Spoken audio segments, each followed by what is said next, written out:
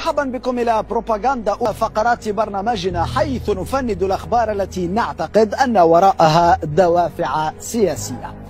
الصفحات الثورية التحررية المؤيدة لجبهة البوليزاريو استأنفت نشاطها في نشر أخبار المعارك الضارية والاشتباكات القوية في الصحراء، وصدمتنا جميعا بهذا المنشور الذي تتزعم الترويج له صفحة الجيش أو جيش الدمغ الإلكتروني في منصة فيسبوك. الخبر يقول: خبر فرار 850 جنديا مغربيا صحيح تماما، وأكده أحد الفارين الذي وصل أهله وبعضهم تمكن من الهجرة عبر البحر لإسبانيا. الفارون من ثكنة عسكرية في قطاع السمارة محاذية لجهة التفاريتي، والتحليق الكثيف للطائرات هو للاستطلاع وتخوف مغربي من استغلال البوليزاريو للفراغ والهجوم على الثكنة واختراق الجدار.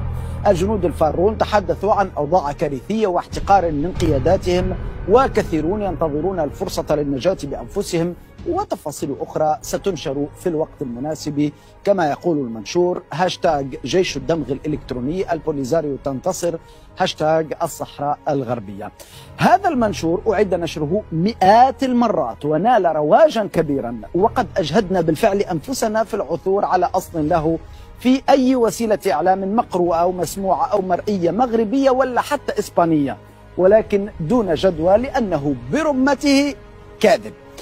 أما بالنسبة لصورة المتداولة مع المنشور فقديمة، وهي تعود إلى مناورات الأسد الإفريقي المشتركة بين الجيش المغربي والجيش الأمريكي سنة 2012.